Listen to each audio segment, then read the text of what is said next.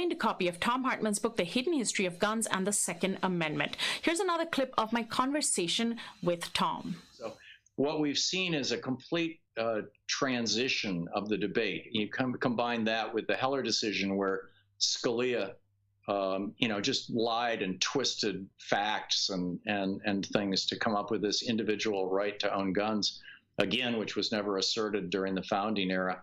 The whole gun dynamic in the United States since the early 1980s has become radically different from what it was during the entire rest of the history of the United States. I mean, the Wild West. Dodge City, Wyatt Earp, he required you, if you came into town with a gun, to check in at the police station and leave it on a special wall that they had with pegs on it, and they'd give you a claim check. And, you couldn't carry your gun in town. When you wanted to leave town, you come back and get your claim check. That was it. So, Let's go a little bit into that history that you describe in your book that just isn't discussed very much today. And one of the most interesting aspects of it is that you point out that while slavery was still an institution, it was essentially those who claimed ownership over enslaved people who owned the majority of guns, and that after slavery ended, you had gun ownership became very popular among the Klansmen. What is the history of, how intertwined is the history of racism and slavery with that of gun ownership in America? Well, they're very, very tied together, and the reason why is because the militia that is referred to in the Second Amendment took two forms, and they were quite different in the North and the South. The militia in the North was basically the state militias, what we call the National Guard now. And the idea was that should the country ever be invaded, each state would pull up a militia. They would keep everybody, sort of like they do in Switzerland, or they have done in Switzerland for hundreds of years. There's literally no standing army. A number of the founders were very, very worried about a standing army. They had seen throughout European history that over and over and over again, standing armies during times of peace were what overthrew governments. And so the original impetus for the Second Amendment came from a letter from Jefferson to Madison in December of 1787, right after the first draft of the Constitution was written, in which Jefferson said that he would fight the Constitution if Madison did not include a provision in it that prevented there being a standing army during time of peace. And Madison actually put that in the Constitution. It's Article 1, Section 8. It says that the Congress cannot appropriate any money at all for more than 2 years for the Army. The Army ceases to exist every 2 years officially, and has from the founding of the Republic. It's not true of the Navy, but it is true of the Army. And but then Jefferson wanted even more, and so they pushed that to an amendment as well, to the Second Amendment. But in the South, 4 of the southern states, Georgia, South Carolina, North Carolina, and Virginia, had slave patrols. And then at the time of the founding, eventually they did in Florida as well, and Alabama and Mississippi. My guest has been Tom Hartman, author of a number of books. He's a best-selling author. His latest book is the one we've just been discussing, The Hidden History of Guns and the Second Amendment. And we want to give you a copy of this book. Better yet, we want to give you a signed copy of this book. If you call us anytime in the next few minutes and pledge $120 to Free Speech TV, we'll send you this powerful book by Tom Hartman, The Hidden History of Guns and the Second Amendment. Norman Lear said 34,000 reasons to read this book. That's the number of gun-related deaths annually in America. Greg Palast said, guns kill. But in America, where most gun deaths are suicides, Hartman provides with undeniable stats that the bullets are loaded by despair and inequality. Truly a tour de force in a quick read.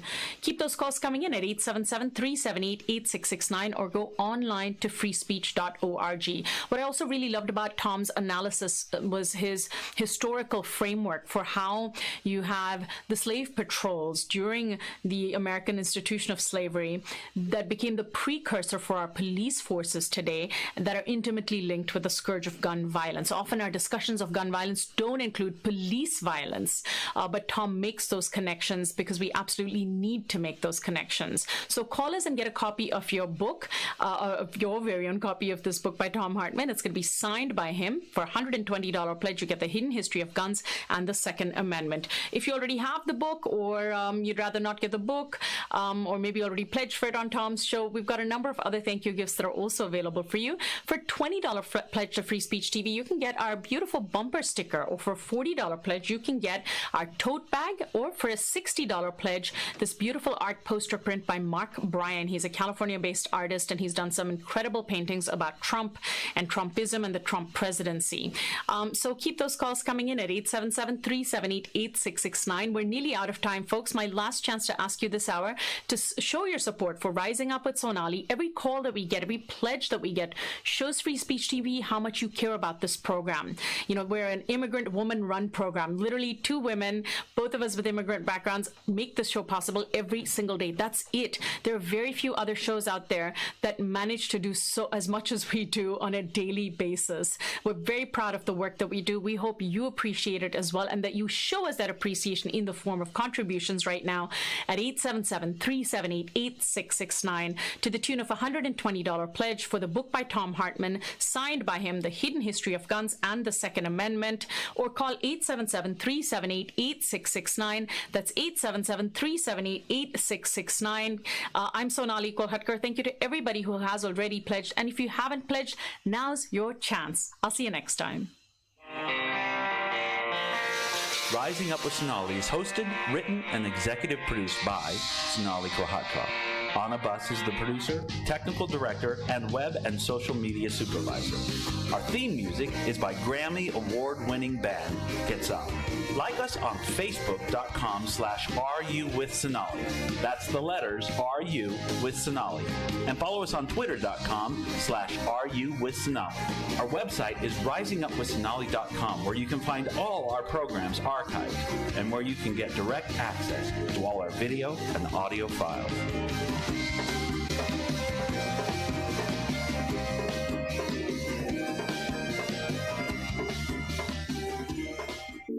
By now, you know that Sonali Kolhatkar is the host and creator of Rising Up with Sonali, a daily news program aired right here on Free Speech TV.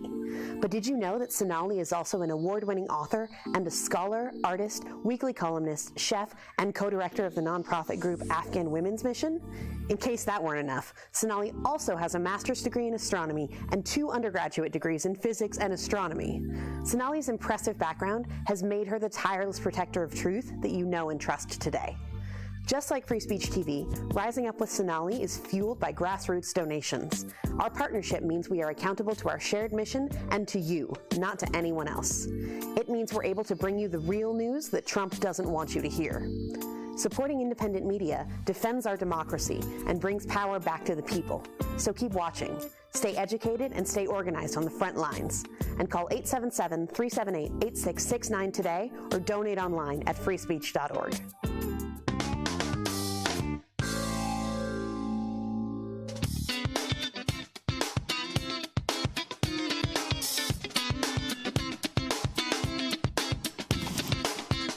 From New York, this is Democracy Now!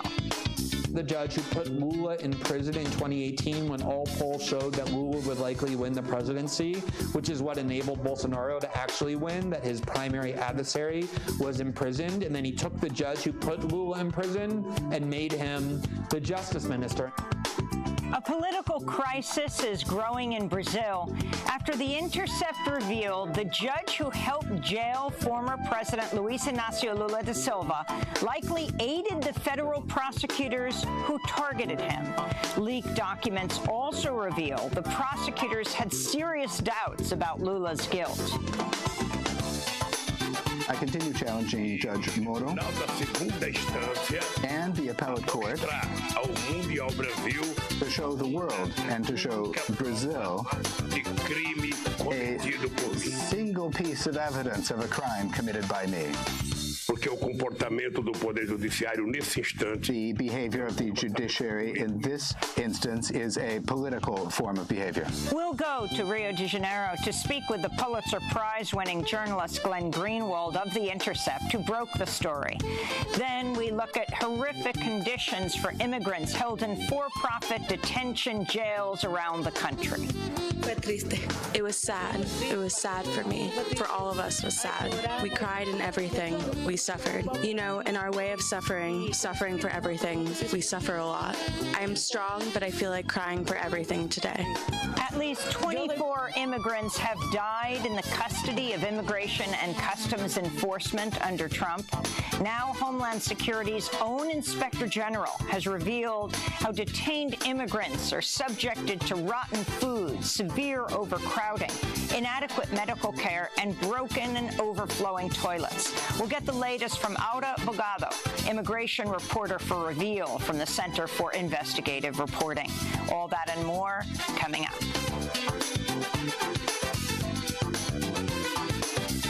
Welcome to Democracy Now!, democracynow.org, the War and Peace Report. I'm Amy Goodman. In Hong Kong, protesters and police have been clashing in the second mass demonstration in recent days against the proposed bill to allow extradition of Hong Kong residents to mainland China. Riot police deployed tear gas, rubber bullets, and pepper spray against demonstrators in front of government buildings. Earlier in the day, lawmakers announced they'll postpone today's debate on the contested legislation. Critics of the bill say it would infringe on Hong Kong's independence and the legal and human rights of Hong Kong residents. In Arizona, a case against a humanitarian aid volunteer who provided food, water, and shelter to undocumented migrants ended in a mistrial Tuesday after a deadlocked jury was unable to deliver a verdict. Scott Warren from the group No More Deaths and Aho Samaritans faced up to 20 years in prison after being charged with 2 counts of felony for harboring and 1 count of felony conspiracy. 8 jurors found Scott Warren not guilty. 4 said he was guilty. Prosecutors have declined to comment on whether they'll seek a retrial against Warren. This is Scott Warren speaking to reporters and supporters and the press at yesterday's mistrial. Since my arrest in January of 2018, at least 88 bodies were recovered from the Aho corridor of the Arizona desert. We know that's a minimum number and that many more are out there and have not been found. The government's plan in the midst of this humanitarian crisis, policies to target undocumented people, refugees, and their families, prosecutions to criminalize humanitarian aid, kindness, and solidarity.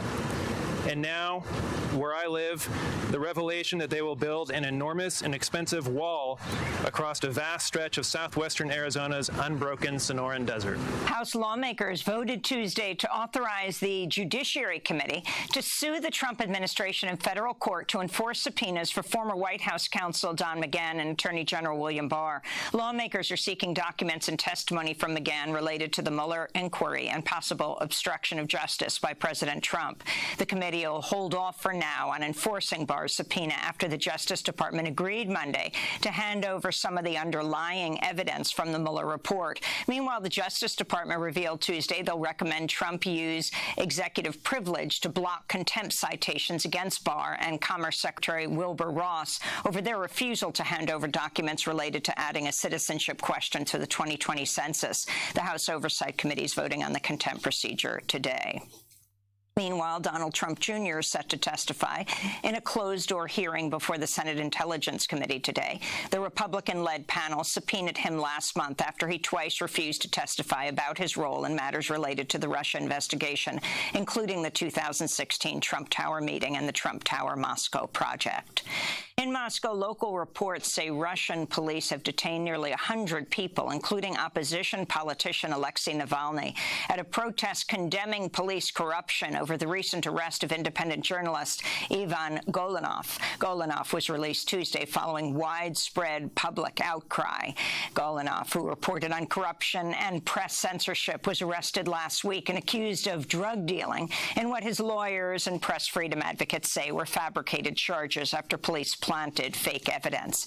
He has since been cleared of the charges, and the arresting officers in the case have been suspended pending the results of an internal inquiry. Golanov's reporting included an investigation into the finances of Moscow's deputy mayor's family, the funding of public works in Moscow, and efforts to suppress press freedom. Russian press also rallied around Golanov, with 3 major business newspapers publishing matching front pages Monday to call out his arrest. Russia ranks number 149 in Reporters Without Borders' 2019 World Press Freedom Index, which describes Russia as having a, quote, stifling atmosphere for independent journalists. In Saudi Arabia, a Houthi missile raid on an airport in the southwest of the country has wounded at least 26 civilians, according to a statement by the Saudi-led coalition. A number of children were reportedly among the injured civilians who were taken to a nearby hospital. The attack comes a day after Saudi officials said it intercepted 2 Houthi drones in the south of Saudi Arabia. No damage or casualties reported from the attack. The ongoing war in Yemen between the U.S.-backed Saudi coalition and Houthi rebels has led to the world's worst humanitarian disaster. The United Nations estimates the combined death toll from fighting, hunger, and disease has reached nearly 250,000 since the start of the conflict. In Sudan, protest leaders and the ruling Transitional Military Council have agreed to resume talks following a bloody military crackdown on nonviolent demonstrators. Protest leaders say an ongoing civil disobedience action will be halted for now.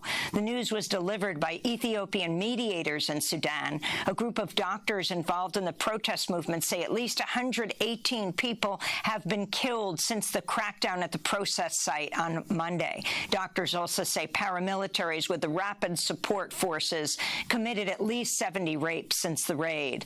Sudan's military took power in April after a months-long popular uprising led to the overthrow of the longtime authoritarian President Omar al-Bashir, who's currently in prison. In Botswana, LGBTQ and human rights advocates celebrated Tuesday as the country overturned long-standing laws that criminalize same-sex relations.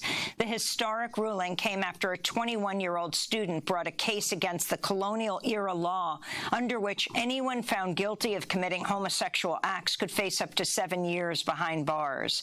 A statement by the advocacy group Lesbians, Gays, and Bisexuals of Botswana said, quote, "Not only does the decision provide legal affirmation and recognition of the rights of LGBTIQ persons, but it allows an important space for addressing public health issues more efficiently.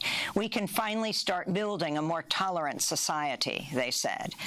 Back in the U.S., Acting Homeland Security Secretary Kevin McAleenan told Congress Tuesday that 60,000 children have been taken into DHS custody in the last 40 days alone. Critics say McAleenan's testimony is part of an ongoing effort to build up a case for more border funding. His hearing came ahead of a planned vote by the Senate Appropriations Committee next week on President Trump's request for $4.5 billion in emergency spending tied to the U.S.-Mexico border. Meanwhile, immigration and human rights advocates are continuing to raise alarm over the dire conditions in which migrant children are being locked up. We'll have more on that report later in the show.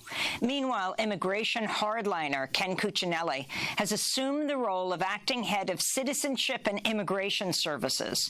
Several top Republicans have come out against Cuccinelli's temporary appointment, and Senate Whip John Thune warned the Republican-controlled Senate was unlikely to approve a potential nomination for Cuccinelli to become permanent head of the agency. As a state lawmaker in Virginia, Cuccinelli authored legislation seeking to force employees to speak English in the workplace, and he unsuccessfully fought to eliminate the 14th Amendment's birthright citizenship clause. At an emotional congressional hearing Tuesday, Jon Stewart blasted lawmakers for their inaction ahead of a vote on renewing health care funding for 9/11 responders who became sick as a result of their work following the terror attack. The comedian and former host of The Daily Show has been a longtime advocate for the 9/11 responders and has repeatedly called out proposed cuts to the fund, which is set to expire in 2020. New York Democratic Congressmember Carolyn Maloney introduced legislation earlier this year to fund the program permanently. This is Jon Stewart addressing the subcommittee of the House Judiciary panel. Behind me, a filled room of 9/11 first responders, and in front of me, a nearly empty Congress. Sick and dying, they brought themselves down here to speak to no one. It's shameful. It's an embarrassment to the country, and it is a stain on this institution. And you should be ashamed of yourselves for those that aren't here, but you won't be.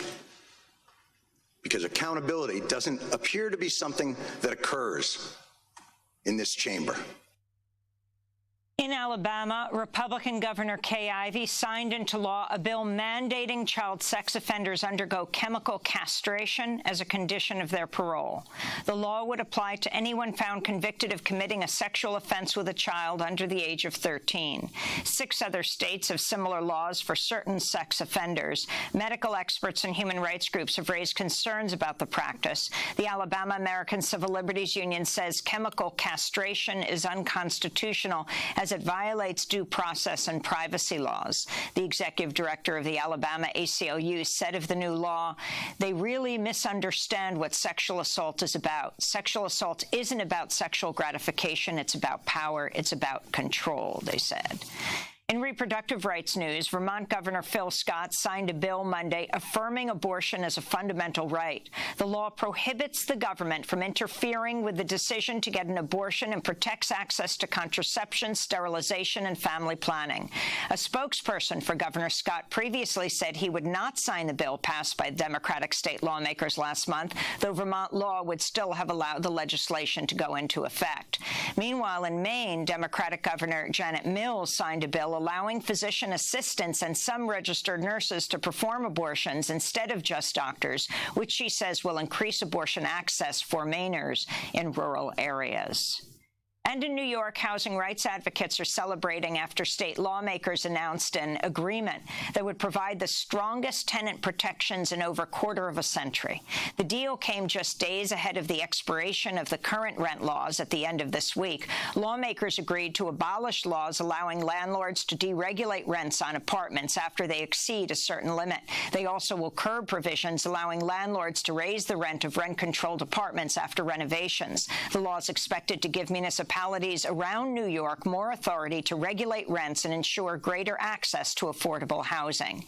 And those are some of the headlines. This is Democracy Now!, democracynow.org, The War and Peace Report. I'm Amy Goodman. And I'm Juan Gonzalez. Welcome to all of our listeners and viewers across the country and around the world. Juan, before we move on with our first story, Albany reaching deal to toughen rent protection. Talk about the significance of this. This is a huge victory, Amy. It was back in the mid-1990s when George Pataki, the Republican governor of New York, was in office, and there was a extreme conservative Republican Senate and an assembly in New York that was Democratic but really controlled by the landlord lobby, and they really initiated this vacancy decontrol that resulted in about 200,000 rent-regulated units in New York City being decontrolled. Decontrolled means the landlords can charge whatever they want, so what happened finally this year, and just in Albany, is this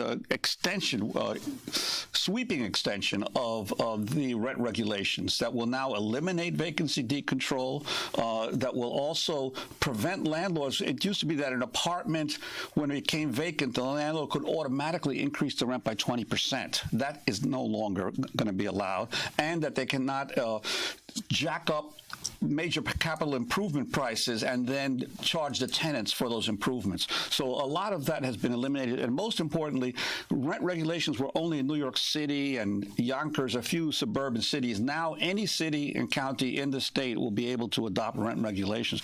This means like millions of people in New York State will now have greater protections from their rent rising above their ability to be able to pay. And what do you think this will mean for the country, for places like San Francisco? Well, it's already happening in Newark and in several other places in California. Increasingly, rent because housing is for renters has become so exorbitant. More and more local governments are saying we've got to regulate rent. So this is just another huge push in the movement to protect tenants across the country. And of course, we'll continue to follow this.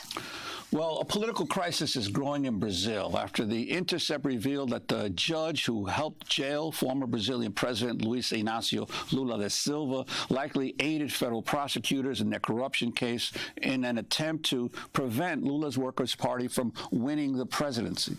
Leaked cell phone messages among Brazilian law enforcement officials and other data obtained by The Intercept point to an ongoing collaboration between Judge Sergio Moro and the prosecutors investigating a sweeping corruption scandal known around the world as Operation Car Wash.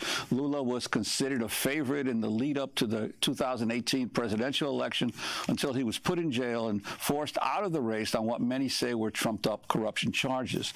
The leaked documents also revealed that prosecutors had serious doubts about Lula's guilt. The jailing of Lula helped pave the way for the election of the far-right former military officer Jair Bolsonaro, who then named Judge Sergio Moro to be his justice minister. The Intercept's reporting is based on a trove of internal files and private conversations from the prosecutorial team behind Operation Car Wash. The Intercept has dubbed the files the secret Brazil archive. As a result of the Intercept's reporting, Brazil's Supreme Court has announced it'll reconsider an appeal by Lula to be released from prison. Calls are also growing for Sergio Moro to resign as justice minister. The Brazilian Bar Association has called for Moro to be suspended and for all prosecutors involved in the car wash scandal probe to be disbanded. Moro has denied any wrongdoing, claims the messages have been taken out of context. Moro wrote in a statement, quote, "I lament the lack of indication of the source of the person responsible for the criminal invasion of the prosecutor's cell phones, as well as the position of the site that did not contact me before the publication, contrary to basic rule of journalism. As for the content of the messages they mentioned, there is no sign of any abnormality or providing directions as a magistrate, despite being taken out of context and the sensationalism of the articles," he said. Vermont Senator, 2020 presidential candidate Bernie Sanders told The Intercept, "Today it is clearer than ever that Lula da Silva was imprisoned in a politicized prosecution that denied him a fair trial and due process. During his presidency, Lula oversaw huge reductions in poverty and remains Brazil's most popular politician. I stand with political and social leaders across the globe who are calling on Brazil's judiciary to release Lula and annul his conviction," Senator Sanders said. We go now to Rio de Janeiro, Brazil, to speak with the Pulitzer Prize-winning journalist Glenn Greenwald of The Intercept, who broke the story. So, Glenn, lay out what you exposed in this three-part series.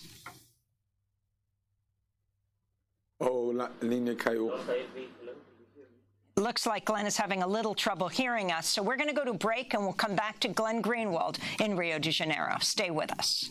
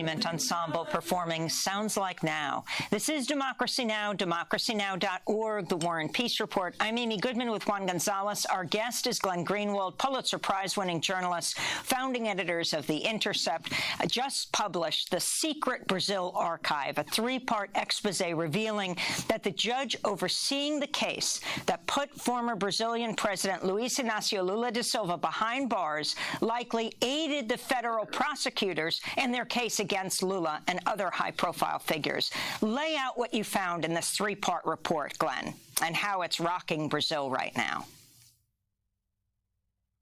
Sure. So as your audience likely knows, because I've discussed it with you many times and you've covered it with other guests, Brazil is a country that has been swamped by multiple political crises, the impeachment of former Workers' Party President Dilma Rousseff, who